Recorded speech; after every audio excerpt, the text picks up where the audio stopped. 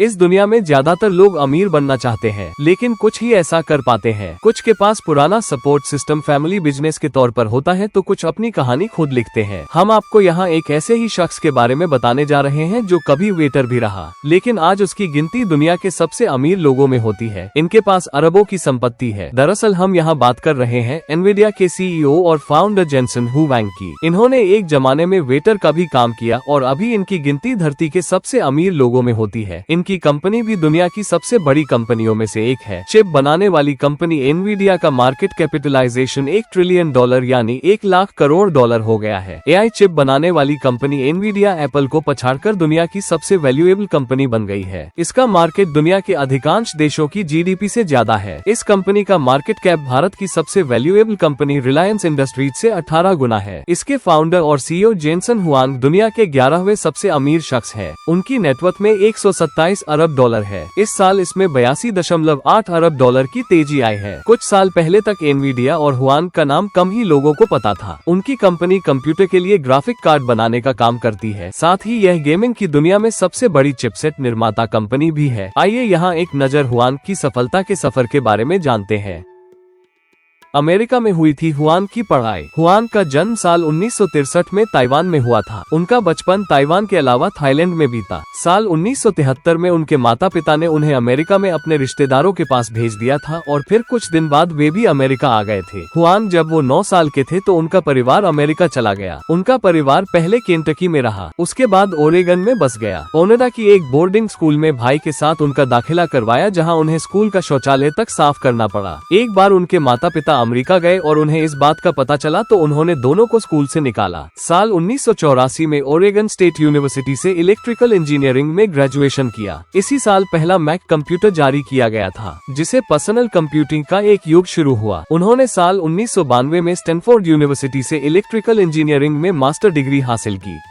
साल 1993 में एनवीडिया की स्थापना हुई। पढ़ाई पूरी करने के लिए हुआंग ने LSI लॉजिक नाम की कंपनी में नौकरी की और चिप डिजाइन करने का अनुभव प्राप्त किया। हालांकि वो इस कंपनी में ज्यादा दिन तक काम नहीं कर पाए और उन्होंने कंपनी छोड़ दी। हुआंग ने AMD में एक माइक्रो प्रोसेसर डिजाइनर के तौर पर भी काम किया। अप्रैल 1993 में हुआंग कर्टिस प्रीम और क्रिस मालाचव्स्की के साथ एनवीडिया की स्थापना की थी। शुरुआत में company video game graphics chips बनाती थी। बाद में इन चिप्स का इस्तेमाल AI ऑटोमोटिव टेक्नोलॉजी और डेटा सेंटर्स में भी किया जाने लगा। साल 1999 में कंपनी के शेयर $100 तक पहुंचे तो खुशी में हुआंग ने अपने बाएं कंधे पर कंपनी के लोगो का टैटू बनवाया। हुआंग की कंपनी का हेड ऑफिस अमेरिका के कैलिफोर्निया में है। भारत में भी यह कंपनी कई सालों से काम कर रही है। यहाँ इसके करीब 3000 कर्मचारी हैं। कई मीडिया रिपोर्ट्स में बताया गया है कि दुनिया भर में जितने GPU का उपयोग होता है उनमें से करीब 88% एनवीडिया के ही होते हैं। उनके नेतृत्व में एनवीडिया ने कई महत्वपूर्ण इनोवेशन किए।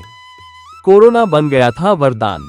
कोरोना काल इस कंपनी के लिए वरदान बनकर आया। इस दौरान एनवीडिया के शेयरों में भारी तेजी आई। क्रिप्टो बूम के कारण इसके माइनिंग में चिप के इस्तेमाल में तेजी आई, लेकिन फिर कंपनी के शेयरों की कीमत 2/3 गिर गई थी। पर AI का चलन बढ़ने से फिर कंपनी के दिन फिरने लगे। हुआंग का कहना है कि AI कंप्यूटर क्रांति की अगुवाई कर रहा है। इसे इस्तेमाल करना आसान है, इसलिए ये तेजी से बढ़ रही है। आने वाले दिनों में कोई भी इंडस्ट्री इससे अछूती नहीं रहेगी। दुनिया भर की कंपनियां ज्यादा पावरफुल कंप्यूटरों का रुख कर रहे हैं, जो ChatGPT जैसे जेनरेटिव AI को हैंडल कर सके। माइक्रोसॉफ्ट और गूगल जैसी बड़ी बड़ी टेक कंपनियों में एनवीडिया से ज्यादा चिप लेने की होड़ मची है। साथ ही सऊदी अरब और UAE भी कंपनी से हजारों चिप खरीद रहे हैं। इतना ही नहीं, चीन की कंपनियां टेंसेंट और अलीबाबा भी एनवीडिया के दरवाजे पर खड़ी है। साफ है कि एनवीडिया के चिप की दुनिया में मांग तेजी से बढ़ रही है। चैटबॉट और दूसरे टूल्स के बढ़ते चलन के कारण आने वाले दिनों में इसमें और तेजी आने की उम्मीद है। पिछले साल कंपनी के प्रॉफिट में 628% और रेवेन्यू में 268% तेजी आई।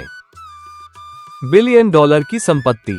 एनवीडिया की बात करें तो सेमीकंडक्टर कंपनी अभी एमकैप के हिसाब से दुनिया की तीसरी सबसे बड़ी कंपनी है। कंपनी मार्केट कैप पर उपलब्ध आंकड़ों के अनुसार एनवीडिया की मौजूदा वैल्यू $3.179 ट्रिलियन है। फोर्ब्स के अनुसार जेनसन हुआंग की संपत्ति वर्ष 2023 में $21.1 बिलियन थी, जो वर्ष 2024 में बढ़कर $77 बिलियन हो गई। साल 2024 की कमाई के बाद जेनसन हुआंग की कुल संपत्ति $123.80 बिलियन बताई जा रही है। फोर्ब्स की रियल टाइम बिलियनियर्स लिस्ट के मुताबिक एनवीडिया सीईओ जेनसेन हुआंग अभी दुनिया के 9वें सबसे अमीर व्यक्ति है। हुआंग का कहना है कि उनका काम सुबह 6 बजे शुरू होता है। वो रोजाना 14 घंटे काम करते हैं, छुट्टियों और वीकेंड पर भी काम करते हैं। वो मानते हैं कि दुनिया में कुछ हासिल करने के लिए संघर्ष करना जरूरी है। कर्मचारियों से कनेक्ट होने के लिए वो कैफे में ही खाना खाते हैं। वो याद करते हैं कि 1990 के दशक के अंत में कंपनी दिवालिया होने के कगार पर पहुंच गई थी, लेकिन उन्होंने हार नहीं मानी। अपनी मेहनत और लगन के दम पर हुआंग ने एनवीडिया को आज दुनिया की टॉप वैल्यूएबल कंपनी बना दिया।